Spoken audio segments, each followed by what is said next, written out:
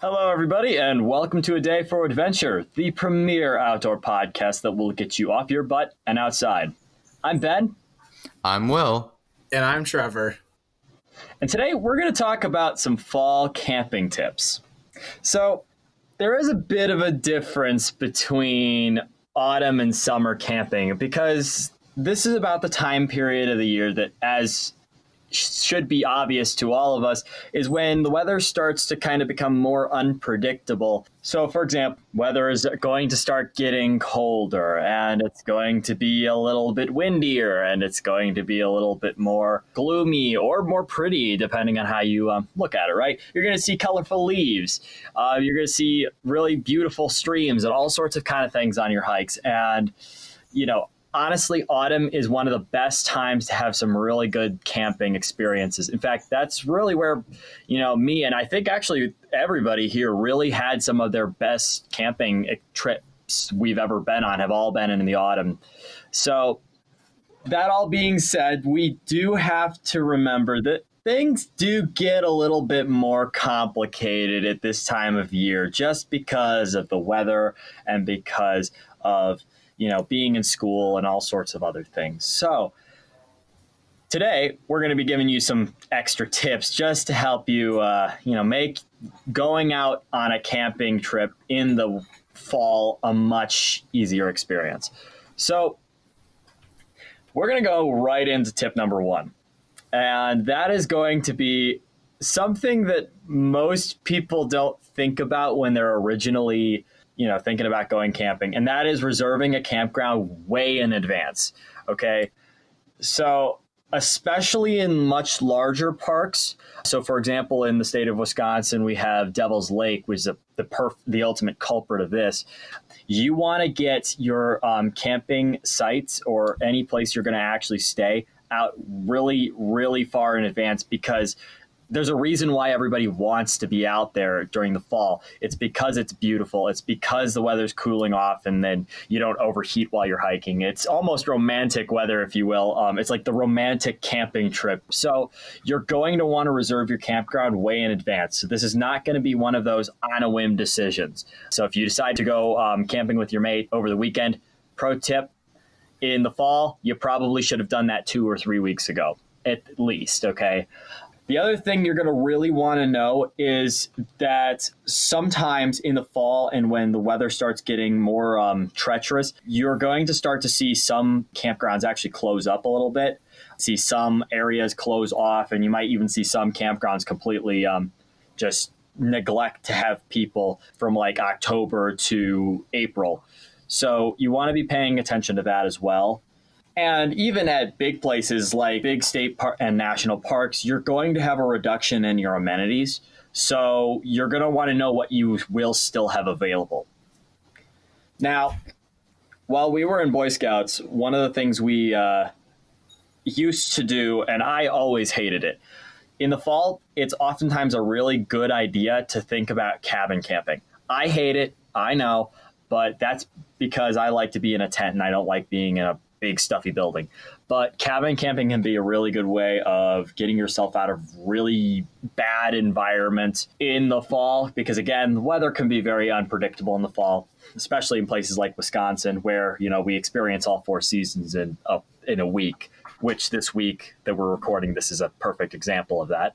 But for the most part, you can bring more stuff. You can have a little bit of a different experience. They will be a lot more expensive, but they can give you some more opportunities for some different experiences than you would normally get. So anybody got anything to add on that? On the reserving far ahead in advance, I remember reserving about 2 weeks in advance. And since it was late October, I found maybe 2 campgrounds in the area that were open. Much less, 2 that were open and had space and were affordable. It's kind of crazy once you get later into fall, so late October, early November, as when snow starts to fall and it starts getting into the closer to freezing weather, a lot of campgrounds are going to turn off a lot of their amenities, like anything to do with running water. so pipes don't freeze essentially. Yep.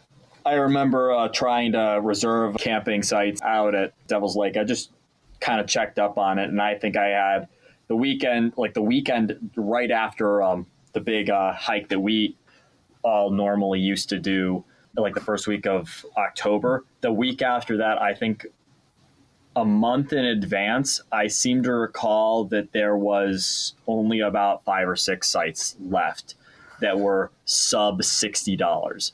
So again, reserve your campgrounds in advance. Don't make on a whim decisions. Just plan ahead, especially in the fall. Yep. And since weather is unpredictable in the fall, layering is your friend. So instead of wearing one big winter coat or one tiny crop top, learn to moderate your clothing. So for me personally, you will have multiple layers. On the closest to your body, you'll have a wicking layer. This essentially gets sweat off of your body because sweat makes you cold. You then have a few insulating layers. And then at the end, you have the windbreaker, which you should not neglect because wind cutting through your nice fluffy sweater will still make you cold. And the general idea is that as it gets colder, you throw more on under your windbreaker, and then as it gets warmer, you just kind of perpetually strip. And that way, you can just regulate your temperature throughout. I do recommend a few things. One is that make sure you have that wicking layer. So something, a moisture wicking t-shirt, for example, works really nicely, especially if you're doing physical activity. And then with the windbreaker, I personally either like a standard windbreaker, or if it's raining out, or if it's gonna rain, your rain jacket serves as a really nice windbreaker / additional layer, just because since it's waterproof, it's gonna be much warmer than you think, and it'll block the wind. Yeah, I guess we'll move on into tip number 3 is you got to be careful with some of your ingredients. So first off, it's getting colder, and there are some things, especially the candies I like to sneak onto my campsite,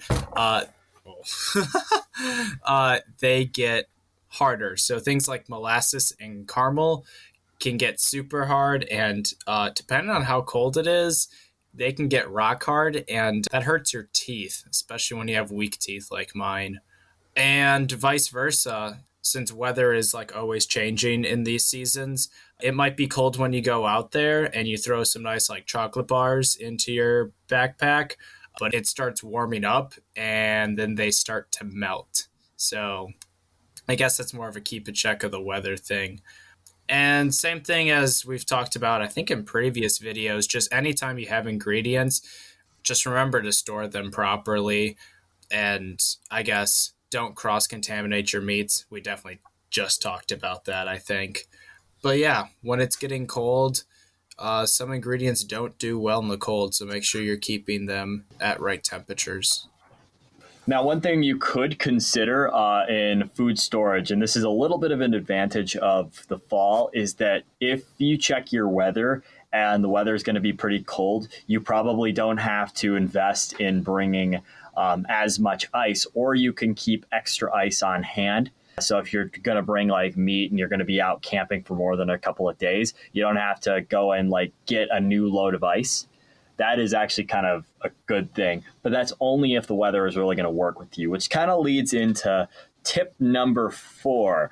And there's a very good reason why I am doing this one, and that is expecting weather changes. So I have a confession to make. I am very, very, very well known for being the most weather unprepared person that I think you're almost ever going to meet. Okay, at least who's an experienced camper. For context, I am the person who, when going on a week-long camping trip, decided that what would be the point in bringing a rain jacket? I was the one that made that very poor decision, and I regretted it because that entire week rained. So, yes, to say I have a little bit of experience with expecting weather changes and rather lack thereof, I think it's almost very much, it's very me. So, on the topic of weather, beforehand, look at the weather beforehand. Now, it's going to be hard in some cases to try and, figure out exactly what your weather is going to be where you're going camping. And of course, if you go and check everywhere around, where you're about to go camping and, the weather's showing different things in different areas, right? That's to be expected. Especially in more hilly environments, you're often going to find that forests will always get a little bit colder than, a city. So that's something to keep in mind when you're out and about. So just check your weather, pay attention to what's going on, and just be ready if the weather decides to change, or if the weather in where you are at is not anywhere close to what the weather reports said. Bring extra clothes to be prepared. I always make this mistake where I either bring like a big heavy jacket and then I don't have like any good slight insulation layers, or I only bring like a hoodie with like maybe one long sleeve shirt, and that's all I've got for the entire weekend when it's 40 degrees from Friday night to Sunday night, right? I've made that mistake too many times and have yet to learn from it. So, when you're out there, just pay attention to what's going on and plan accordingly. Yeah, when I go when I go camping anytime, but when I go camping in autumn, I always bring extra socks and underwear. I definitely have gone to a few weekend campouts where I have brought like a pair of pants and then like 4 or 5 pairs of underwear and socks. Yeah, 5 might be overkill. Probably like 4, because I know I'm gonna mess up somehow and like step in a puddle or something. Yeah, trying to have a dry pair of socks just makes your life so much nicer when I you're wish I outside. knew that when I went to Philmont in monsoon season. That is the one singular clothing item that I have never forgotten is socks. And I have never taken them for granted after going to the Boundary Waters. I learned my lessons there. I brought 4 pairs there for a good reason. Okay. That's the only pair of clothing I will ever actually come prepared with. Yeah, I learned the same way at Philmont, where it rained every day, and I had to try to dry off my socks on my backpack before it started raining at 4, or I would just hike in wet socks, whichever I chose. Alrighty, and our last numbered tip is going to be also based kind of on wet gear, is you need to give extra time for your gear to dry, especially bigger stuff like tents. Usually in the summer, if it rains whatever weekend you go camping and your tent gets wet, you can bring it home, lay it in your backyard for a few hours, and the sun will dry it off. In the autumn, you might not even be able to dry it outside. And if you are able to dry it outside, it's going to take like all day probably. So I would definitely make sure that if your gear gets wet, to have somewhere in your house that you can dry it and that you could hang it up. And because we all know if you store wet gear, it's going to completely ruin it. So just make sure any of your gear that gets wet, you can dry, and you can dry all the way through. Alrighty. Now, before we end this, does anyone have any extra tips? I have an extra tip. So, my bonus extra tip that I have for autumn or fall camping is to always, whenever preparing food in the fall, always put an emphasis on cooking food that is warm. And a lot of this is it's a creature comfort thing, and the other part of it is it will help you kind of cope with a little bit more of a cold environment in general. So I've actually found that I don't like to do a cold breakfast or a cold lunch in the fall.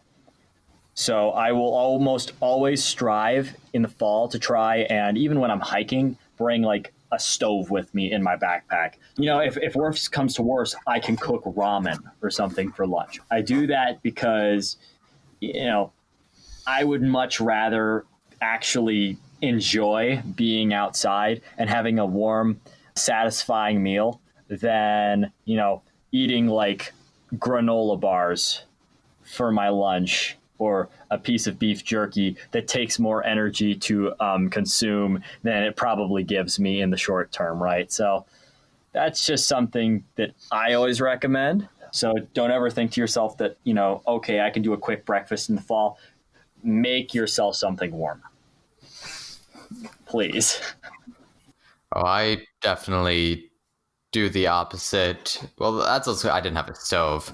I pre-made a bunch of peanut butter and jelly sandwiches, and that's what we had for breakfast and lunch. We stopped for dinner, but nice romantic sandwiches on bluffs. My troop and my crew never changed anything for fall camping. We'd always have one of the breakfasts would be hot and one of the breakfasts would be cold, depending on the day it was, and all of our lunches would always be cold because dishes. Also, Yeah. they're usually trail meals in my fall campings, usually always hiking. So lunch is always a trail meal. I guess unlike you guys, I actually have like an I actual actually spent stove. $300 on a nice camping stove. I just borrowed my dad's jet boil. That's what I always do. And those things are And only you're like trying to tell me jet boils are cheap? they're $100. Yeah, that's not cheap. My dad, I mean, it's not that bad. And the other times I've used them, I used them in my scout troops. So that just made it really easy. The troop It's doesn't not even that buy bad. jet boils. I mean, we did an episode at one point in time where we discussed how to buy like stoves and stuff, and we established that they could be pretty cheap. It's not that bad. Your nice $15 Amazon ones. That's what I Hey. was looking at for spring break. All Before it got reliable. canceled. Okay, a propane stove will never break unless you break it. You know what? You know what'll never break? Campfire coals, because Okay, Not made of I'll give you metal. that one. I'll give you that one. Okay. although you know what else has happened at a camping trip? A kid melted an aluminum pot in campfire stoves or campfire. So See, that's why we use something that's more controlled. or you could just do the tripod lashing. It's like the only lashing I still remember. Hey, I'm telling you, once you have a warm meal in the fall, breakfast, lunch, or dinner, you never go back. You never do. I never Dinner's did. always warm. Dinner always is warm. Yeah. Always. But, Yeah, no, that's like a like- rule of life. and I guess Even in you the can get away backcountry, my dinners were warm. I guess at lunch you can get away with like having like trail food, but breakfast, biscuits and gravy, or Yeah. eggs or something to that extent, something warm. I need that now when it comes down to going out and hiking, especially in the fall. Now in the summertime, absolutely not. I'd rather get on the trail, but in the wintertime or fall and winter. All right. I don't have a tip, but this is going to build off a tip. I totally thought of a story. So when I was still in my venture crew, we used to go to Devil's Lake at the very beginning of October every year. In one year, my second year. So, yes, this was the day after I got voted to be president of the crew. I didn't check the weather before we went because I packed the day that we left, like I usually do, because I'm smart. So I packed within an hour the morning before I left for school, and I threw in a sweatshirt or a zip-up sweatshirt, and then just all my normal clothes in that, and some of my camping gear. I knew I wouldn't need much for this trip, and then I got dressed for school, which was another zip-up sweatshirts. I really liked them sophomore year for some reason. Anyway, we get there, and that first Saturday that we're there, it's just freezing. It actually snowed in the morning. And I have, for my layers, or just for my warm clothes, 2 zip-up sweaters that both of them have broken zippers. That entire weekend where it snowed just a little bit, but it still snowed. I didn't have gloves. I had jeans. I had short sleeve t-shirts and 2 broken zip up sweatshirts. And I was walking around camp with both sweatshirts on and my hands under my armpits. I will say one bonus to not having the zip ups or not having the zippers is having your hands in your armpits just under a t-shirt is actually much warmer than having it under sweatshirts because it's closer to the skin. I think that's the only upside I can think of from that story. So I guess I'm not the only one that has serious problems with. I just have problems with packing. Stuff. I forget one thing every camp out. Oh, me too. Oh, yeah. Yeah. You always will forget that one thing. For NYLT, one year I forgot a towel. One year I forgot soap. I borrowed Will's one night. I borrowed Will's brother's one night and somebody else's. It was whoever was in the cabin at the time. Oh, no. Oh, man. What else did I forget? I forgot a flashlight one year, and that was the year I had to run through a thunderstorm in the dark by myself. Oh. Wait, was that your first year? Yes. Yeah, I had the exact same experience where I couldn't find my flashlight in my tent. My crew had left me for the shelter. So I ran all the way to the dining hall thinking that was where I was supposed to meet with no flashlight. And I ran in pouring rain. It was a good time. And I did not bring my rain jacket either because I couldn't find it in my tent because I couldn't find my... Same. I didn't bring my rain jacket to that camp out. I just had a zip-up sweatshirt. But no, man. It was the storm before that because it's when we took you guys from the dining hall after the opening campfire that got rained out back to your campsites. Oh, this was my year, the year I went. For me, it was my year. No, you're talking about your first year staffing. I was thinking about my first year being your only year. Oh yeah, my only year at NYLT. Yeah, you at 1 year, me at 5, Will at 3. Yeah, I did other things those other summers. Are we including participant? Yes. Oh, then yes. 4. Yeah. Oh, you staffed my first year of staff? No. You had 5. I have 4. Oh, because we're including participant. Can I say 5.5 because I was a course leader for developments? I wouldn't want to claim that due to you ditching. I'm sorry that I got offered a job at some bad blood here, isn't there?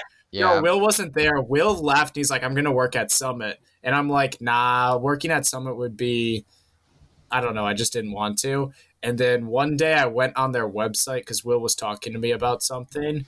And I looked at their positions and I saw that they had a photographer position. And then I signed up for it, not thinking too much. And then I got offered the job. And I had to be out there in May when NYLT was the middle of June. Oh. So, in other words, so I left. You were given another opportunity and you had to take it. Yeah, exactly. I'm not a bad person. That's what I keep telling myself. That's a euphemism of a way to put it. It's, yes. What? Any other tips? Yeah, we went way off track. Yep. All right. Besides not ditching, make sure you bring extra blankets because it gets cold, and especially if your partner doesn't have a sleeping bag. I was about to say, make sure to remind your girlfriend to bring a sleeping bag. Ooh, yeah, that's a pretty big one. The other thing you should do is you should check your sleeping bag to make sure that it's actually going to be warm enough. So maybe bring a couple extra blankets just in case if you've got a sleeping bag that was stuffed in a bag for the last year, like my older brother did to my bag. Looks at my bag that's been stuffed in there since 2016. Yeah. Yeah, you might want to check that. No, it's fine. Yeah. Everything's fine. Everything's It fine. works every summer at Summit, and that's all I need. I even bring a blanket to Summit. Yeah, it can get cold. Yeah, it can get cold even in the summer. So Mm-hmm. Anyways, next time we will be actually talking about a similar topic on some awesome tips to improve and actually enjoy sleeping in the outdoors. For now, this is a day for adventure. Head outside and have a fantastic adventure.